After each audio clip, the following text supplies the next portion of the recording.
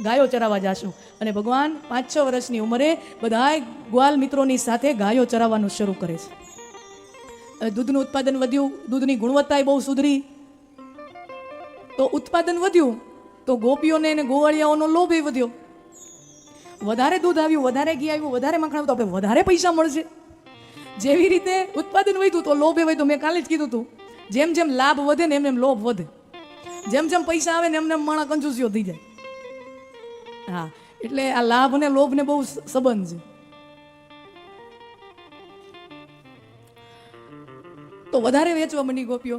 ભગવાને કીધું અમે બધાય ઉઘાડે પગે, તડકો ન જોઈએ, છાંયો ન જોઈએ, વરસાદ ન જોઈએ, અને અમે ગાયું ચરાવવા જઈએ, દૂધની ગુણવત્તા વધે, છાસ માખણ ઘી વધે, અને પાછું એ બધું વેચાઈ જાય ને અમે ભૂખા ને ભૂખા. भगवान ने कहा अगर तुम सीधी तरीके से नहीं दोगे तो मुझे उंगली टेढ़ी करके लेना भी आता है.